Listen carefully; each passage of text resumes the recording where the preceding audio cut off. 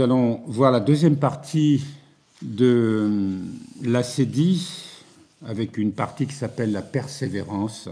Comment sortir de l'ascédie par la persévérance. Et puis nous aurons encore deux autres pensées, deux autres passions à voir, à savoir la vaine gloire et l'orgueil. La persévérance.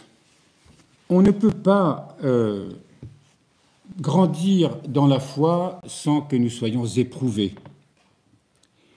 Et nous le savons, nous sommes constamment éprouvés dans notre foi, à savoir que lorsque nous traversons des difficultés, quelles qu'elles soient, on a tendance évidemment à se raidir, ou alors on se tourne vers le Seigneur, on prie, mais si ça dure un peu trop longtemps, on est vite déstabilisé. Bref, on manque de persévérance, on manque de confiance. La stabilité de l'intellect, nous dit l'auteur, ne s'acquiert que par la foi. Pourquoi ? Parce qu'elle est le fruit de l'œuvre du Créateur lui-même lorsqu'il nous visite et s'unit à nous. Prodigieuse union de deux vies, la sienne, la vie de Dieu, incréée, et la nôtre, vie humaine créée. Et cette union s'opère au moment du baptême, dans la foi en notre Sauveur, le Christ notre Seigneur, ou notre Dieu. Effectivement, rappelons-nous que par le baptême, nous sommes unis au Christ. Nous sommes unis au nouvel Adam. Nous sommes unis à une vie nouvelle. Nous sommes déjà greffés sur, pour reprendre la parabole de la vigne et des sarments, et nous sommes unis à cette vie nouvelle, et nous savons que par la prière, par la foi, par la persévérance dans la prière, eh bien, nous restons unis à ce corps du Christ. Et peu à peu, il y a une transformation de toute notre vie humaine. Mais le problème, nous le savons et nous en parlons beaucoup, c'est que notre nature humaine ne se laisse pas facilement faire, et même elle ne se laisse pas faire du tout. Il faut l'y contraindre.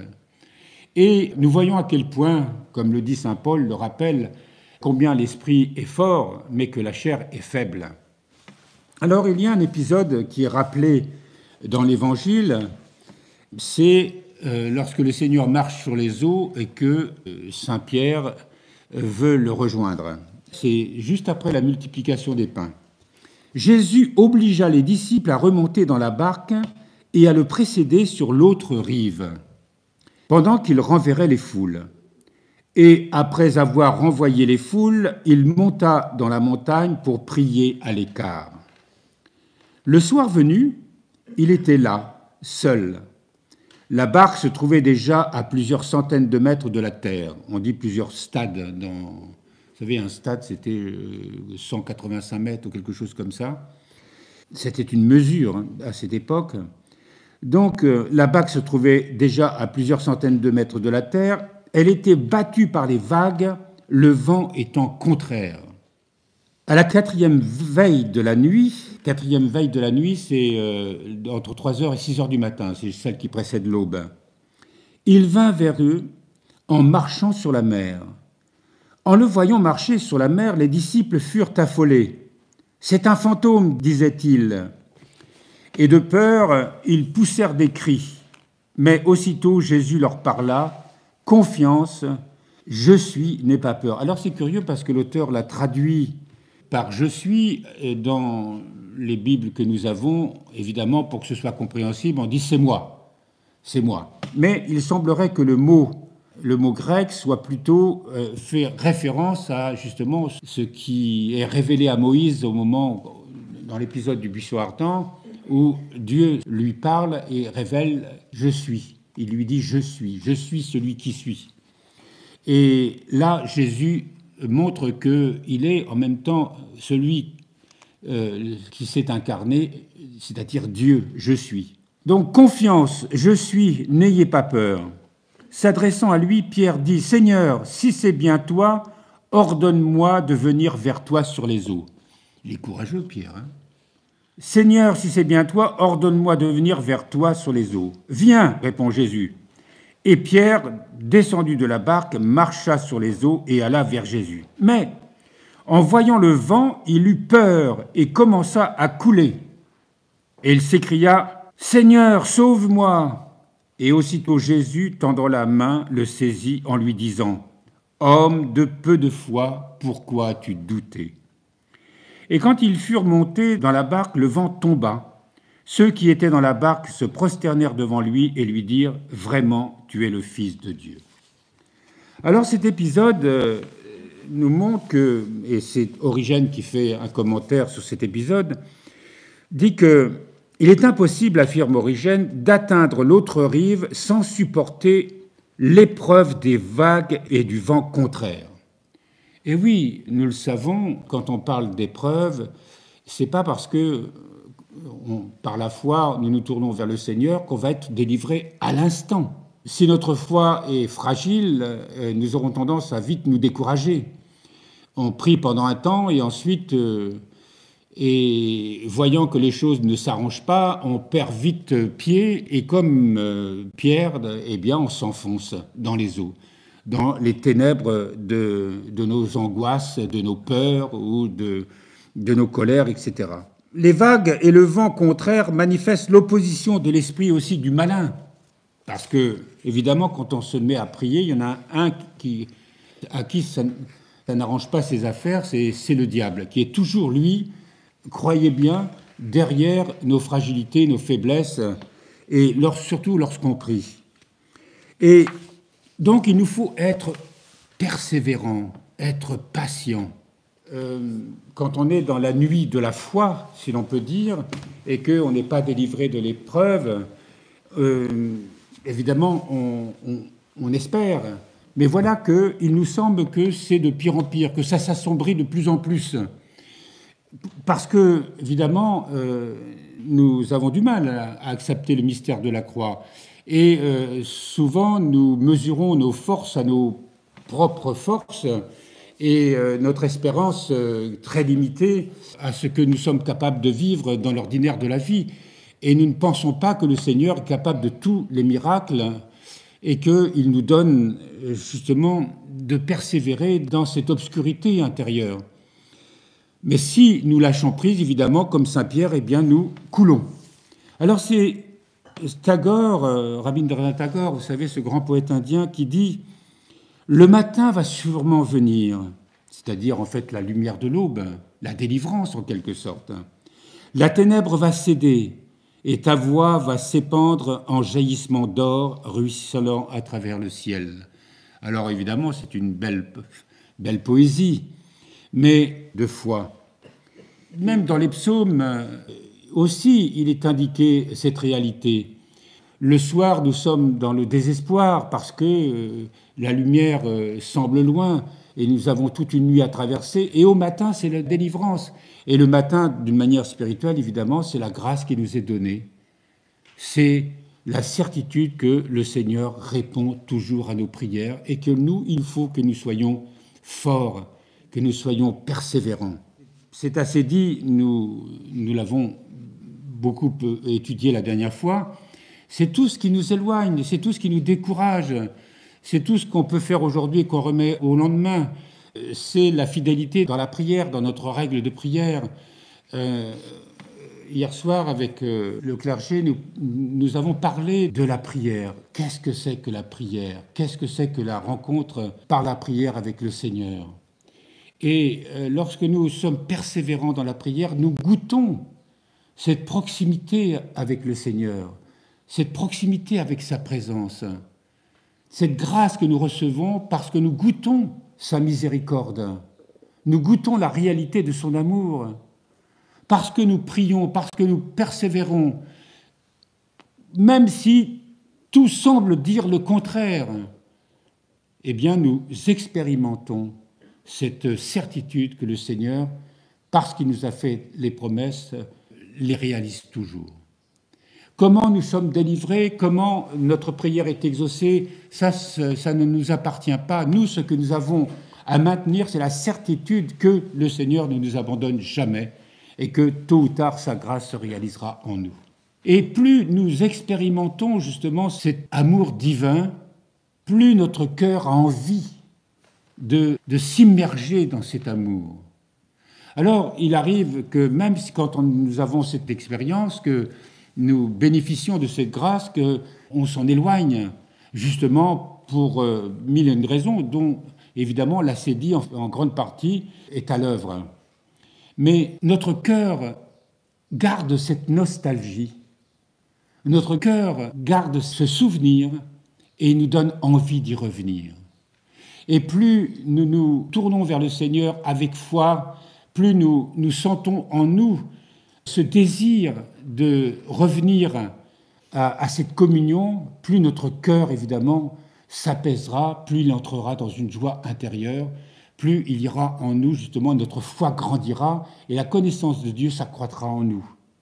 Nous l'avons vu la dernière fois, c'est par cette connaissance de Dieu et justement cette communion avec lui, à travers les épreuves que nous traversons, à travers l'expérience de la prière, que nous apprenons aussi à nous connaître nous-mêmes.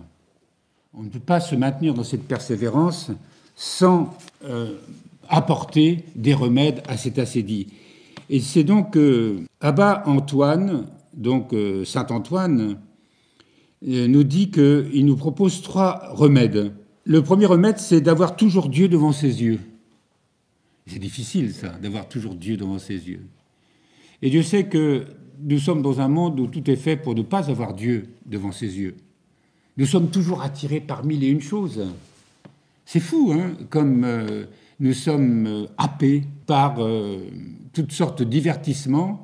Et nous savons tous que ces fameux écrans que sont les smartphones, les ordinateurs, les tablettes, la télévision, etc., détournent justement nos yeux de Dieu. Et avoir toujours les yeux tournés vers Dieu, évidemment, ça suppose une prière constante, mais au moins, pouvons-nous, par la grâce de la prière du cœur, parsemer notre quotidien de temps en temps en ayant ce jaillissement du cœur pour se tourner vers lui. Et nous ne pouvons pas comprendre à quel point cette simple façon de se tourner vers lui est de dire « Seigneur, je t'aime. Seigneur, j'ai besoin de toi.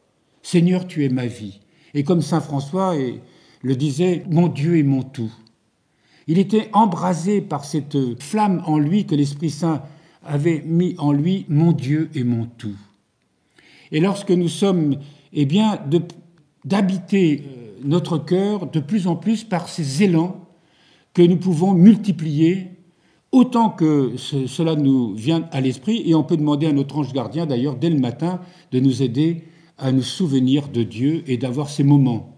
Même si nous sommes tout de suite happés par autre chose, par les activités de la vie, ou tout simplement par notre distraction habituelle. Mais au fur et à mesure, nous prenons l'habitude de nous tourner vers lui, et nous prenons l'habitude d'y revenir le plus souvent. Et nous prenons goût à la prière, nous prenons goût à demeurer avec lui.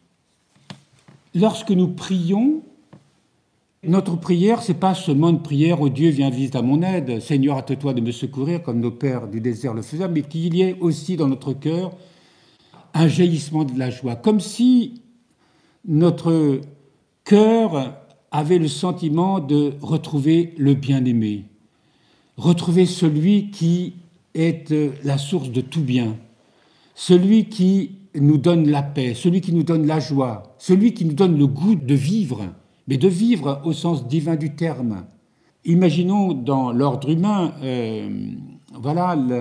un amour, quelqu'un que l'on aime particulièrement, mais ça peut être aussi une amitié spirituelle profonde à l'égard de quelqu'un, la joie de retrouver l'ami, la joie de retrouver l'amour. Eh bien, dans notre relation avec Dieu, c'est de ça dont il s'agit vraiment, d'être rempli de cet amour. Mais cet amour, évidemment, ne peut s'éveiller en nous que par ce fréquent retour vers lui. Au début, c'est une prière qui semble un petit peu vide de tout cela, mais au fur et à mesure qu'on la multiplie, eh bien, peu à peu, cela nous est donné. Donc, il y a une persévérance dans la prière. Revenons à l'acédie. L'acédie n'est jamais en manque de prétexte pour nous empêcher de nous tenir devant Dieu jour après jour. Parce que ces jaillissements de prière, justement, c'est pour essayer de casser cette acédie. Et cette acédie, c'est tout ce qui nous détourne de Dieu. Je vous parlais des écrans, s'informer ici ou là. eh bien, notre esprit est peuplé de toutes sortes de pensées qui nous éloignent de Dieu, ça, il faut bien se le dire. Alors, je ne dis pas qu'il ne faut pas s'informer du tout, je ne dis pas que... Mais vous savez, ce que c'est que ces pensées, elles sont sans fin, c'est abyssal. On n'a jamais fini de faire des commentaires, d'écouter des commentaires, d'écouter des contradictions, et encore, et encore, et encore, et notre esprit se plaît, se vautre, pourrait-on dire, dans tout cela, parce que tout ça nous éloigne de la prière qui demande un certain effort, c'est évident. Et nous devons être conscients que cela fait partie de la sédie. Et que prier, c'est s'arracher à cela, justement, par ces moments de prière qu'on peut multiplier dans la journée. Et c'est évident que si on a une règle de prière, si on se fixe une règle de prière, et que le matin, on a un temps de prière, une discipline, eh bien, on va déjà s'armer pour la journée. Mais si on se lève le matin, on traînasse, déjà notre esprit au réveil, au lieu de penser à Dieu, commence à penser à tout ce qu'on a à faire, etc. Et puis on pense au café dont on a besoin pour redémarrer. C'est le starter de la machine, quoi. Et puis on met la radio, on met la télévision, on ouvre son écran. Enfin bref, vous imaginez un petit peu comment ça va démarrer. C'est sûr que c'est déjà bien mal parti, quoi. Mais si, au contraire...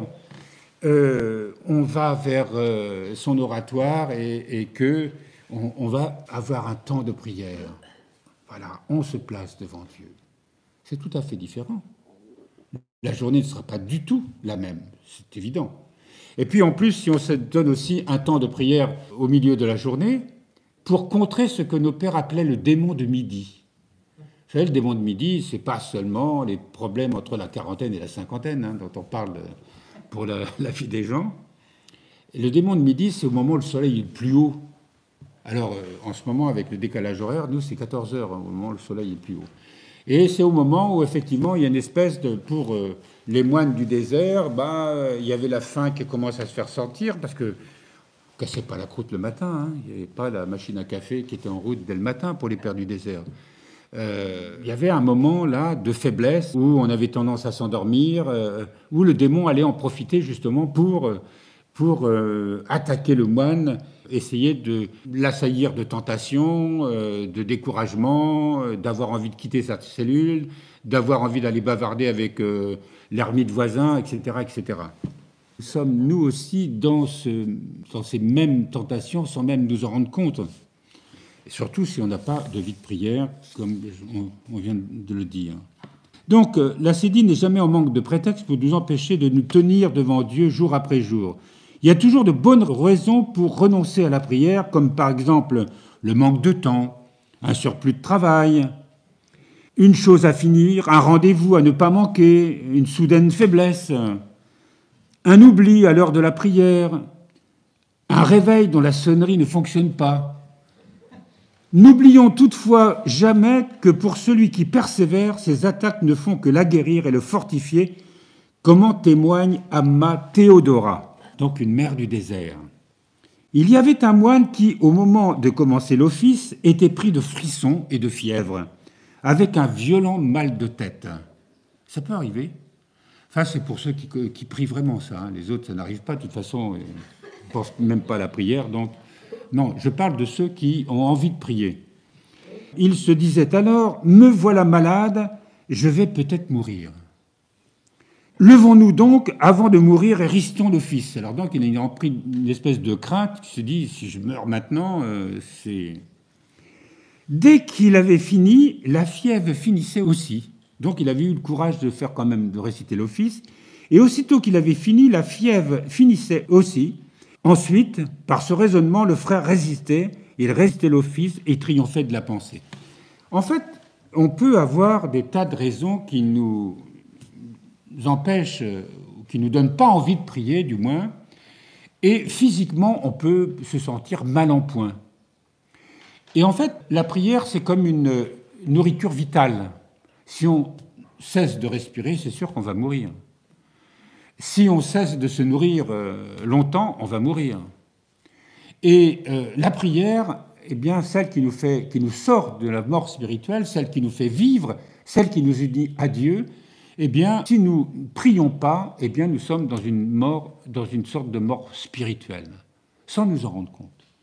Et nous pouvons passer notre vie à des tas de choses qui nous paraissent importantes, et il y en a qui sont évidemment importantes. Tous, nous avons des responsabilités, tous, nous avons des choses à faire, et toute vie humaine est faite d'un ensemble d'activités, mais nous pouvons rester dans une espèce d'état de mort spirituelle où nous vivons d'une sorte de désintérêt pour ce qui concerne l'œuvre de prière. Et nos pères nous disent que l'œuvre de prière est un combat difficile à maintenir.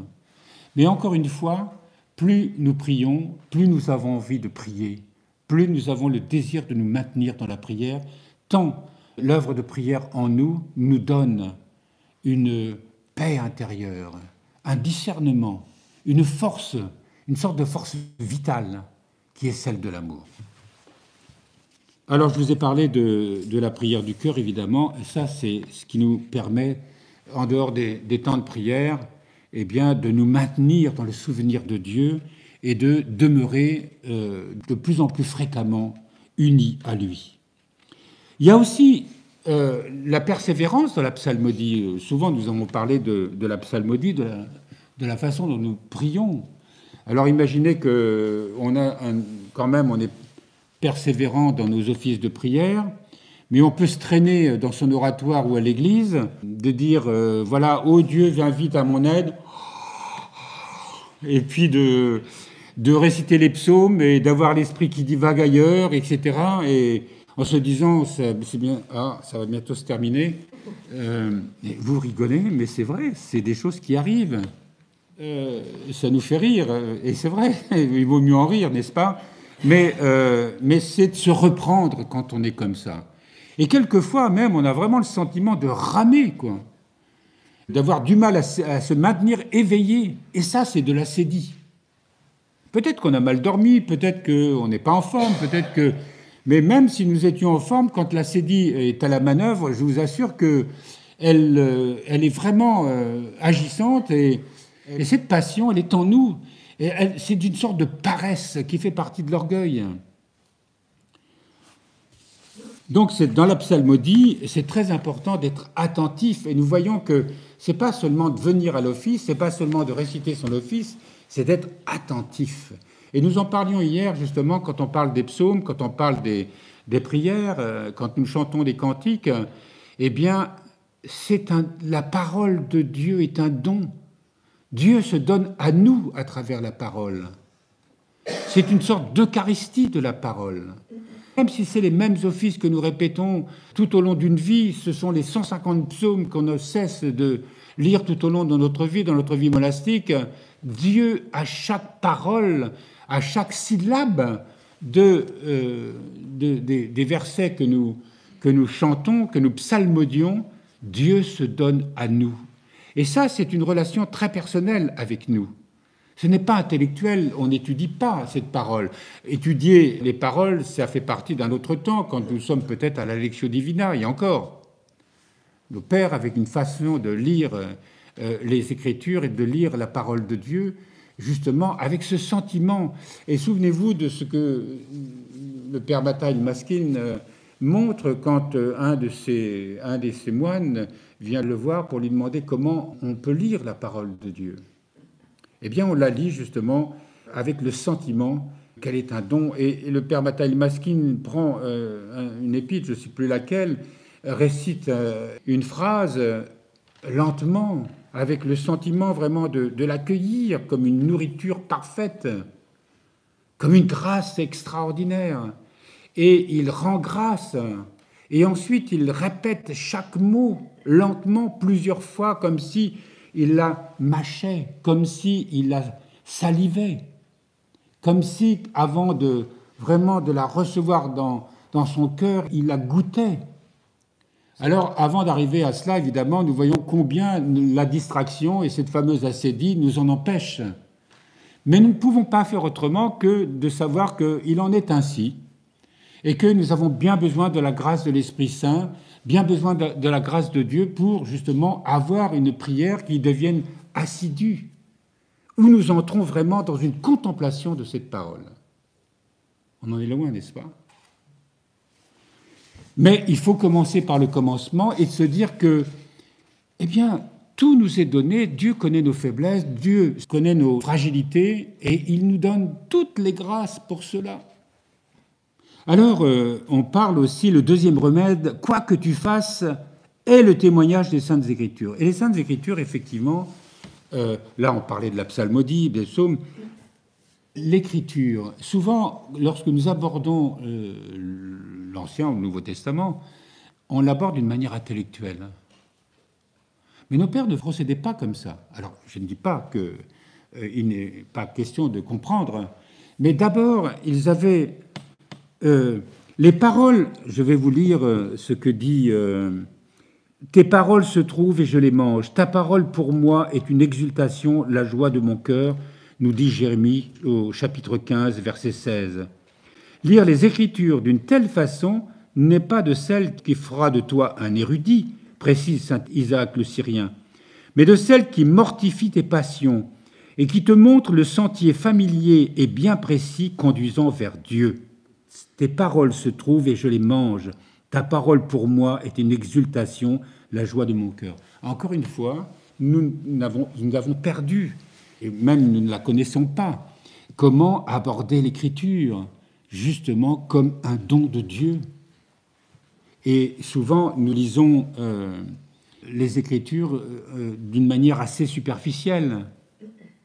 Et nous essayons, surtout pour les prêtres ou les diacres qui vont faire une homélie, ou même lorsque nous discourons sur les Écritures, nous l'abordons d'une manière intellectuelle, en fonction du savoir que nous avons reçu, de ce que nous avons appris, de ce que nos pères nous disent, de ce qu'elles pourraient signifier, ou du moins les théologiens. Est-ce que nous l'abordons de cette manière où vraiment nous avons le sentiment de boire la grâce divine? Et ça aussi, ça s'apprend. Vous savez, quand on a une Bible et quand on a un oratoire, cette Bible, elle doit être là. Elle doit être un phare au milieu de la maison. Dans l'oratoire, il y a les icônes, bien sûr, la Bible, la parole de Dieu, qui se trouve sur un petit lutrin. Et chez soi, quand on a une Bible, on ne met pas n'importe quel bouquin par-dessus. La Bible doit être toujours honorée d'une manière très particulière, justement parce qu'elle est une parole vivante. Alors je ne dis pas qu'il ne faut pas étudier la parole de Dieu, qu'il ne faut pas recevoir les connaissances que les grands théologiens nous ont données. Mais lorsque nous lisons la parole, nous, au moment de la prière, ce n'est pas de l'étudier au sens intellectuel du terme, c'est vraiment de la recevoir dans notre cœur, en la lisant d'une certaine façon. Et saint Isaac le Syrien nous dit que, mystérieusement, elle mortifie nos passions. Et elle montre le sentier familier et bien précis conduisant au Père. Il y a une sorte de voie spirituelle qui s'ouvre dans notre cœur. Et ça, on ne peut pas l'inventer. On ne peut pas nous-mêmes le déterminer. C'est l'Esprit Saint qui va ouvrir dans notre cœur, par la lecture de cette parole. On a vu précédemment de la psalmodie, on a vu avant aussi par la récitation de la prière de Jésus, mais justement une façon de recevoir cette parole qui, l'Esprit Saint va nous révéler un sentier bien particulier. Et il faut faire taire notre intellect, toujours avide de connaissances, avide de savoir, le faire taire pour qu'il entre dans cette contemplation de l'Écriture, où nous le recevons justement avec action de grâce. Nous comprenons ce que nous lisons, bien sûr, mais en même temps, nous le recevons avec joie. Nous le recevons par la grâce de la foi, avec action de grâce. Je crois que ce que je suis en train de lire, Dieu parle à mon cœur. Et peut-être que, évidemment, je ne vais pas ressentir de choses particulières, mais Dieu parle à mon cœur. Je ne vais pas lire beaucoup, mais je vais lire un paragraphe, lentement, dans ce sentiment justement d'adoration, d'action de grâce, d'humilité. Seigneur, ouvre mon cœur. Que dit ta parole à mon cœur aujourd'hui? Et peut-être l'Esprit Saint va nous éclairer sur un mot, sur une courte phrase que je vais pouvoir garder tout au long de cette journée, comme une sorte de méditation, parce que cette phrase, j'aurai le sentiment qu'elle m'a été donnée, et elle m'a été donnée pour que je la médite.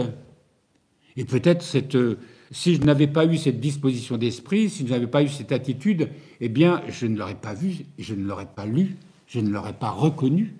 C'est évident. Donc nous voyons comment nous pouvons être distraits. Est-ce que nous avons vraiment cette attitude-là, nous qui sommes tellement dispersés dans l'hyperactivité, et ça fait partie de la cédille, qui nous éloigne justement de cette approche de l'écriture. Et nos pères qui, avec cette expérience, nous enseignent, nous disent ce que nous avons à faire. Alors vous allez me dire, oui, mais l'Esprit Saint nous aide, nous donne tous les moyens, nous donnera le discernement, nous donnera la force pour peu que nous soyons persévérants. Et puis, il y a cette passage que nous rappelle l'auteur ici, du prophète Isaïe au chapitre 55, versets 10-11, à propos justement des grâces que nous recevons. « Comme la pluie et la neige descendent des cieux et n'y remontent pas sans avoir arrosé la terre, l'avoir fécondée et fait germer, pour qu'elle donne la semence au semeur et le pain à celui qui a faim. De même, la parole qui sort de ma bouche, en parlant de Dieu, ne revient pas sans résultat, sans avoir fait ce que je voulais et réussir sa mission. » Et donc, la parole de Dieu, elle est comme cette pluie qui descend, qui va faire germer en nous, justement, ces fruits spirituels. Donc, lire les Écritures de cette manière s'apprend. Et il y a des auteurs qui nous le rappellent. Il y a des écrits mystiques qui nous le rappellent. Donc, lire les Écritures, les ruminer, les mémoriser aussi. Mémoriser. Et c'est une lecture qui est personnelle. L'Esprit Saint parle, pour la même lecture, l'Esprit Saint va parler à chacun d'une manière différente. Ce ne sont pas les mêmes mots, ce ne sont pas les mêmes versets qui vont parler au cœur de chacun. Et même si c'est la même phrase, elle sera évidemment entendue, vécue d'une manière différente. Parce que nous sommes des êtres uniques et Dieu s'adresse d'une manière unique à chacun de nous. Une lecture régulière des Écritures s'accompagne de leur mémorisation. Elle est très utile, dit Abba Nesteros, d'abord parce que absorbe l'attention de l'intellect et l'empêche d'être pris au piège par des pensées, y compris des pensées intellectuelles, la pensée dite discursive. Ensuite, parce qu'elle révèle des sens cachés qu'une lecture rapide ne saurait nous révéler. Hier soir, nous parlions des sens cachés des Écritures ou des sens différents que nous révèle l'étude du sens grec, du sens hébreu ou autres, qui ont leur utilité. Là, il s'agit d'une expérience directe avec la parole de Dieu, avec Dieu. À travers cette parole, c'est une rencontre avec Dieu, c'est une communion avec Dieu. Et cette parole, effectivement, révèle son sens sacré que Dieu veut nous révéler. De même, nous le savons, nous, à force de répéter les psaumes, il arrive parfois de soudain, comme une sorte de jaillissement, un verset nous est révélé, on a le sentiment de le lire pour la première fois. On l'a lu des milliers de fois tout au long d'une vie de prière. Et soudain, il s'illumine et en même temps, il révèle son sens caché pour nous dans notre cœur. Et c'est la même chose pour la parole de Dieu. Que ce soit l'Évangile, que ce soit les Épîtres, que ce soit un texte de l'Ancien Testament, quel que soit le livre. Enfin, elle nous fait goûter à une intimité toujours plus grande avec Dieu, comme le disait saint Hilarion, sachant par cœur les Saintes Écritures, il les récitait comme s'ils étaient en présence de Dieu. Alors eux, c'était leur nourriture au sens spirituel. Ils ne lisaient pas des centaines de bouquins comme nous, ils ne s'informaient pas des mille et une choses. De toute façon, dans le désert, il n'y a pas grand-chose à voir. Il y a ce face-à-face avec Dieu, ce face-à-face avec soi. Mais justement, ils avaient cette connaissance des Écritures. Et ils pouvaient connaître le psautier par cœur en entier. Mais pour eux, c'était en le mémorisant, ils le récitaient, c'est toujours quelque chose de nouveau. il y a à ce moment-là vraiment une compréhension qui nous est donnée. Alors le troisième remède, c'est, nous dit saint Antoine, « En quelques lieux que tu te tiennes, n'en bouge pas facilement. » Alors évidemment, on pense bien que dans le désert, les ermites qui vivaient là dans des conditions ascétiques difficiles, qui menaient des combats spirituels qu'on imagine à peine, et ils avaient la tentation, voilà, parfois de fuir, et il y avait des moines qui lâchaient, qui retournaient au monde. Mais aussi pour nous, c'est de persévérer aussi dans la vie que Dieu nous donne. Vous savez, quand on a des difficultés, eh bien, on va chercher des solutions ailleurs. Devant des difficultés relationnelles, eh bien, si on n'a pas la prière, si on a vite fait d'imaginer que, ben voilà, c'est pas la bonne personne avec qui je devais vivre, je vais aller en trouver une autre avec qui ça va être mieux. Vous voyez un petit peu le nombre de séparations aujourd'hui. Du fait qu'on n'a plus de vie intérieure, de vie spirituelle, eh bien, on n'a pas la capacité, on n'a pas la force de pouvoir dépasser les difficultés. Alors, c'est dans la vie de couple, évidemment, mais c'est dans la vie sociale aussi. Tout devient difficile. La confrontation avec les autres est difficile à assumer. Et même avec notre propre vie intérieure. Regardez, nous sommes dans un monde où, comme nous sommes dans la superficialité et qu'il n'y a plus de profondeur, eh bien, au moment où ça devient trop pénible, eh bien, on se dit, on se donne le droit de mourir. Et vous voyez un petit peu où cette descente dans les ténèbres, où par un pseudo-humaniste, eh bien, nous en venons à choisir plutôt la mort, plutôt que rechercher la vie en Dieu. Et ça fait partie de ce que nous dit saint Antoine. Eh bien, c'est difficile de rester là où nous sommes, où nous vivons, les gens avec qui nous vivons. On ne se satisfait pas des conditions de vie dans lesquelles nous sommes. Et aujourd'hui, on nous donne les moyens de faire autrement. Et les moyens, si l'on peut dire. Alors que quand on persévère, évidemment, des situations où il est nécessaire de changer de cap, de changer de lieu, de changer de situation, quand bien sûr qu'il y a toujours des exceptions. Mais dans la plupart du temps, eh bien, on peut dépasser les difficultés dans lesquelles on peut non seulement les dépasser, mais nous découvrons qu'il fallait les assumer et qu'il y avait un trésor de grâce qui était donné à la place, justement, de ce qu'on avait envie de lâcher et d'avoir envie de courir après autre chose. Il dit aussi « Vois comment une jarre de vin qui reste longtemps à sa place sans être remuée rend le vin clair, décanté, parfumé, fait observer Évagre. Si au contraire elle est transportée de ci, de là, elle fera un vin trouble, brouillé, et qui montre tous les désagréments de la lie. Compare-toi donc à cette jarre et fais-en utilement l'expérience. Romps les relations avec beaucoup pour que ton intellect ne soit pas distrait, qu'il ne trouble pas la condition de l'hésikia. » Alors évidemment, là, ce serait presque dire le contraire de ce que je viens de vous dire, mais il s'agit de rester justement dans cette communion avec Dieu, dans toute la difficulté. La distraction, c'est d'aller toujours voir ailleurs. Et de penser que voilà, l'herbe d'à côté est toujours plus verte, que les autres personnes sont plus intéressantes que ceux que je côtoie tous les jours, etc., etc. Et c'est le discernement, la vraie connaissance nous sera donnée dans cette relation avec Dieu. Et donc, dans ce monde, on justifie tout aujourd'hui au nom de mille et une choses, de nouvelles idéologies, parce qu'il n'y a plus cet enracinement. Et donc, on sera baladé là, de ci, de là, et notre monde va s'enfoncer doucement dans toutes sortes de nouvelles idéologies, nouvelles conceptions qui vont s'imposer parce qu'on ne pourra pas faire autrement que de chercher désespérément des solutions à notre mal-être. Et ce mal-être, il faut l'assumer. Les difficultés que nous pouvons vivre, qui parfois peuvent être dramatiques, il y a des situations dramatiques. Et le discernement nous est donné quand on a vraiment une prière, on se tourne vers Dieu. Le Seigneur nous donne de pouvoir discerner ce que nous avons à faire. Et le plus souvent, ce n'est pas forcément de lâcher facilement l'affaire et d'aller courir à des choses plus faciles. Alors, alors là, on nous parle d'un quatrième remède. C'est curieux parce qu'au départ, il nous parle de 3 remèdes. Et là, on nous parle d'un quatrième remède, le travail.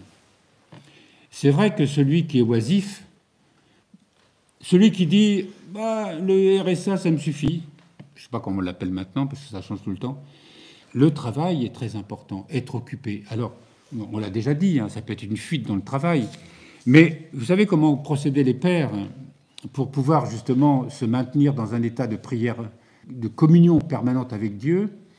Bon, ils priaient, et au bout d'un moment, ils sentaient qu'ils n'avaient plus la force de prier. Donc, ils se mettaient au travail. Alors, vous savez, dans le désert, ils tressaient des feuilles de palmier, ils faisaient des paniers. Et le travail est important. Vous voyez, dans la vie monastique, on pourrait dire, bah oui, ce sont des moines, ils passent leur vie à prier. Pas du tout. En dehors des offices monastiques, eh bien, il faut occuper son esprit au travail. Et c'est un travail manuel le plus souvent, bien sûr. Il y a la lectio divina, il y a les études, mais il y a un travail manuel nécessaire. C'est très important d'occuper son esprit à un travail que l'on va accomplir dans la prière. Mais comment on peut travailler? Il ne faut pas se laisser, comme on vient de le dire, absorber par son travail en oubliant Dieu. C'est l'histoire de Marthe et Marie. Vous savez, Marthe qui est en train de s'occuper de ses fourneaux, et puis d'un seul coup, peut-être avait-il une petite pointe de jalousie à propos de sa sœur, qui était là à écouter Jésus qui enseignait, quoi. Alors, à un moment, Marthe vient le trouver en disant « Et quand même, tu pourrais dire à ma sœur qu'elle vienne me donner un coup de main, là. » Mais Jésus voit bien que dans son cœur, son cœur est trouble. Il a cette phrase qui peut nous paraître difficile, mais Marie a choisi la meilleure part. Et la meilleure part, c'est d'avoir toujours son cœur tourné vers le Seigneur, quoi qu'on fasse. Et on peut travailler justement en offrant son travail à Dieu. Et ça aussi, ça s'apprend. Ne pas se laisser distraire, parce qu'on peut travailler et puis penser à 1001 choses. Et imaginez ceux qui sont, vous savez, les traders qui sont à la bourse, à Wall Street ou ailleurs, et qui ont l'esprit totalement à l'écoute de toutes les bourses du monde pour spéculer. Et eux, ils sont totalement absorbés par le travail. Alors, c'est sûr que Dieu n'est pas du tout présent là-dedans. C'est tout le contraire. C'est plutôt le diable qui est derrière tout cela.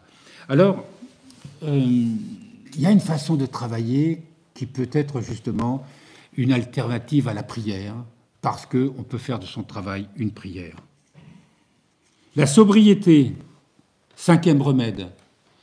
Et oui, si nous prétendons avoir une vie de prière et que on est incapable de maîtriser la nourriture, vous savez, on a vu la gourmandise, c'était la première passion que nous avons étudiée. Une sobriété dans la nourriture, c'est très important, dans le boire et le manger. Avoir une nourriture équilibrée et sobre. Une sobriété dans notre façon d'utiliser les énergies. Pas laisser les lumières allumées tout le temps sous prétexte que on a des lampes LED qui ne consomment pas grand-chose. Non. Tout ceci, dans la globalité de la vie de la planète, c'est du gaspillage. Aujourd'hui, voilà, on ouvre un robinet, il suffit de pousser un bouton pour avoir la lumière, on laisse la télévision allumée toute la journée, etc., etc. Et on n'a pas conscience, y compris aujourd'hui avec ce qu'on appelle les ordinateurs, les smartphones, où nous sommes sur des réseaux. Ces réseaux sont reliés à des centres de données, et ces centres de données réclament beaucoup d'énergie. Je ne sais pas où on en est, mais c'est plusieurs centrales nucléaires pour faire tourner tout ça à l'échelle de la planète. On ne peut pas ne pas avoir conscience que quand on parle d'écologie, quand on parle de la vie de la planète, eh bien, et donc dans la vie spirituelle également, il nous faut être sobre à tous les niveaux. L'utilisation des énergies dans la façon de nous vêtir aussi. Aujourd'hui, c'est facile d'acheter un t-shirt à pas cher, d'avoir une certaine sobriété dans une façon de nous vêtir. Regardez un petit peu tout ce qui est donné ou jeté. Les vêtements. Autrefois, on avait un costume pour la vie, mais c'est vrai qu'il faut que nous soyons économes. Et tout ceci a une incidence sur la vie de la planète. Et ça a une incidence aussi dans notre vie spirituelle. Le 6e remède, c'est la vigilance. Évidemment, on en a beaucoup parlé déjà.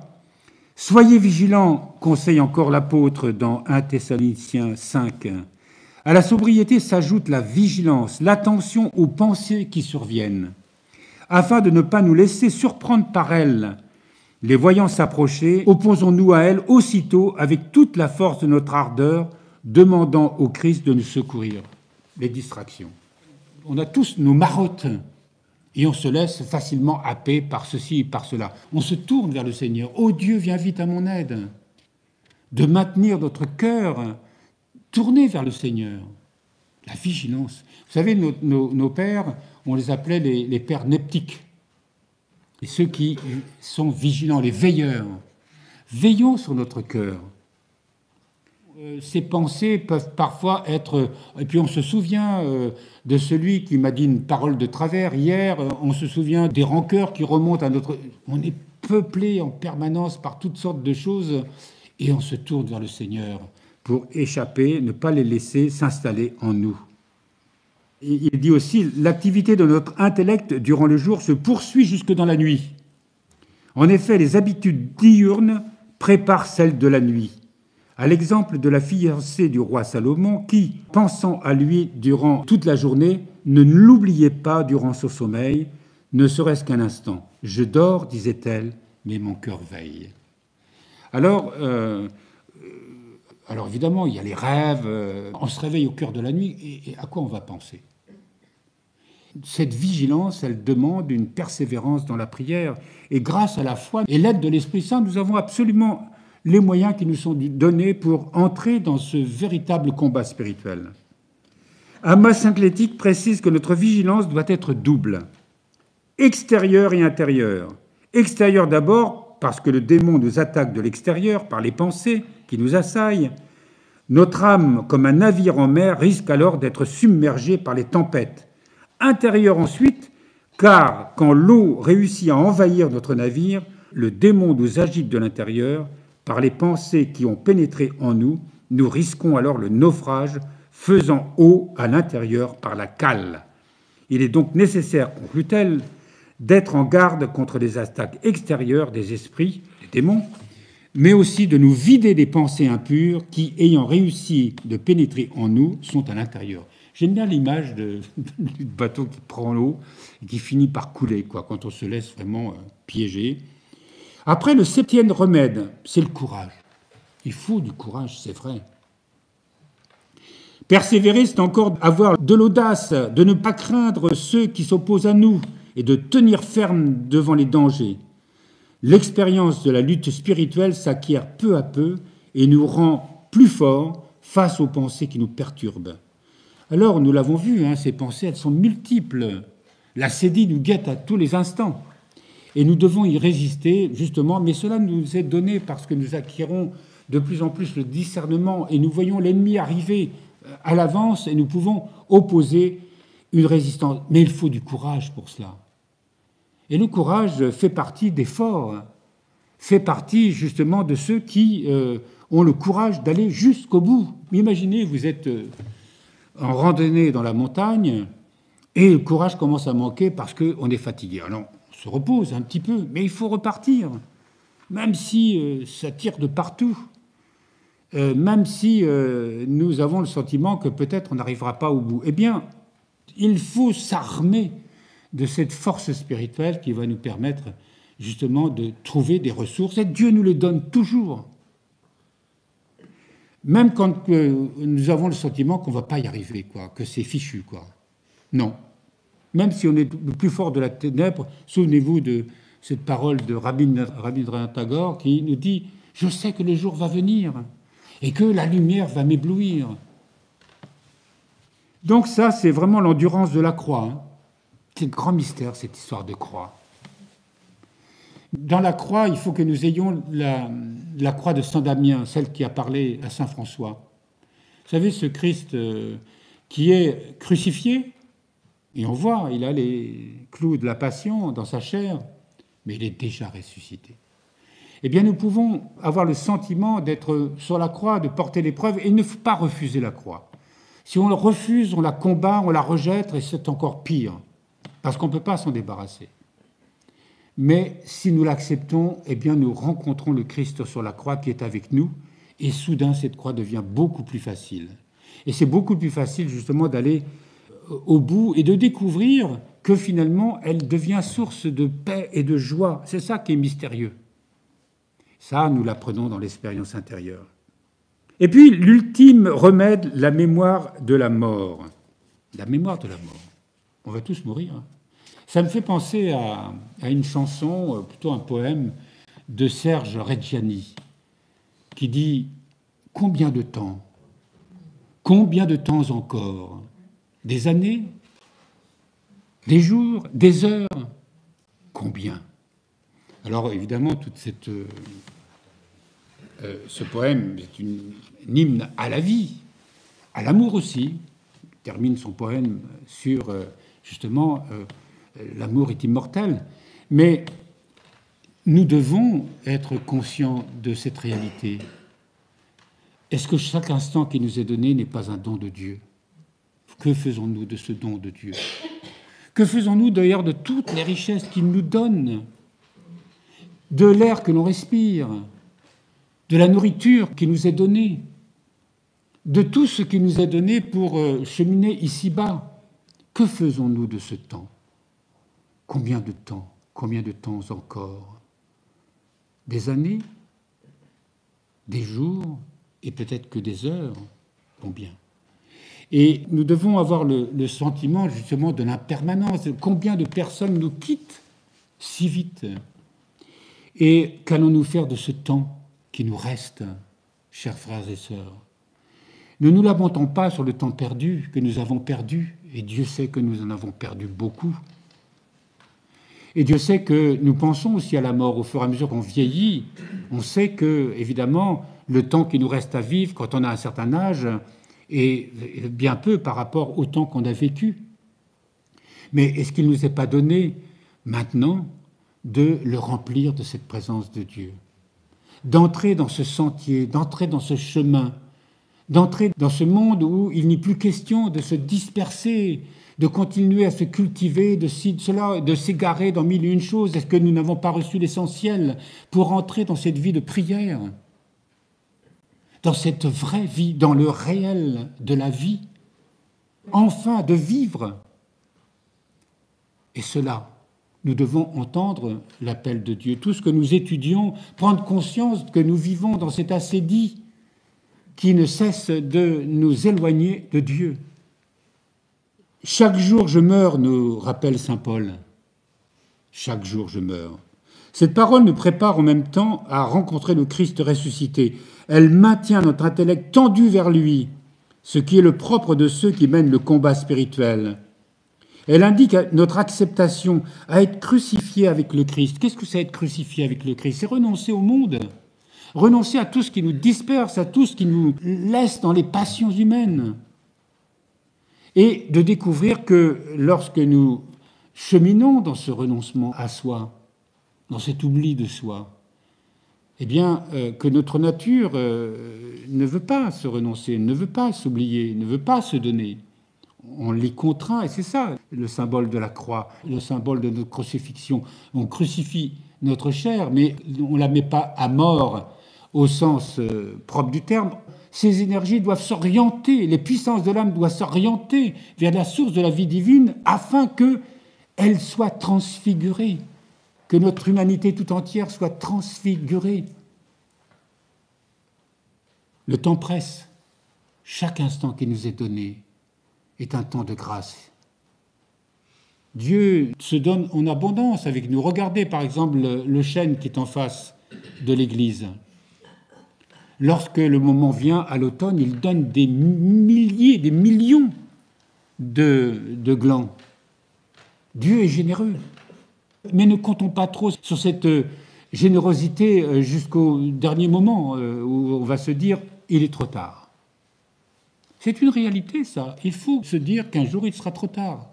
Et il nous faut réfléchir vraiment, demander, se tourner vers le Seigneur, d'écouter les enseignements de nos pères et de se dire que, voilà, le temps est venu pour moi de commencer à cheminer sérieusement vers le Seigneur, avec tous ces enseignements que nos pères nous donnent. Que même si ça nous paraît une montagne, ne nous inquiétons pas, parce que ça, c'est notre nature humaine qui verra tout là, ici ou là, une montagne. Non. Finalement, le chemin est plus facile qu'on ne pense. Or, écrit saint Jean Cassien, le crucifié ne considère pas les choses présentes, ne pense pas à ses affections, ne se soucie pas du lendemain, n'a aucun désir de posséder, n'éprouve ni orgueil, ni envie de contester, ni jalousie. Il ne s'attriste pas des injures présentes, il ne se souvient pas des injures passées, mais se considère comme déjà mort, la pensée tendue en avant vers l'au-delà. Et il est vivant, mort au monde, bien sûr, il est vivant. L'auteur nous parle du redoutable tribunal du Christ, mais n'oublions pas que ce tribunal, ce n'est pas le Seigneur Dieu qui se trouve devant nous et qui va nous accuser, c'est notre conscience qui nous accuse. L'homme qui est dans son enfer, ce n'est pas les démons qui l'accusent, Dieu qui l'accuse, c'est la conscience de l'amour de Dieu. L'enfer, c'est cette solitude dans laquelle nous sommes enfermés.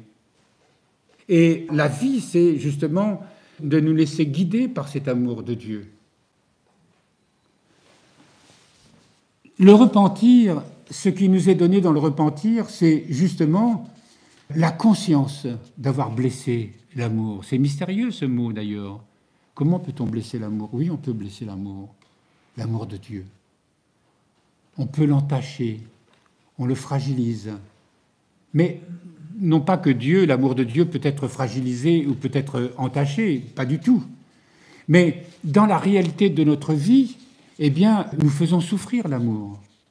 Et le repentir, justement, cette fameuse métanoïa, quand la grâce nous ouvre les yeux et nous montre que, effectivement, eh bien, notre conduite fait souffrir.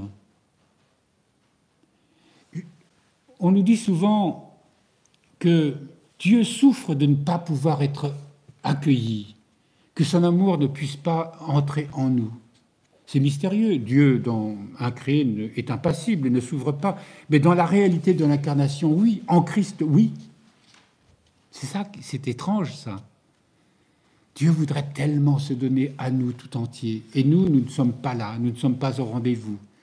Et Dieu sait qu'il y a une multitude de rendez-vous qui nous est offert.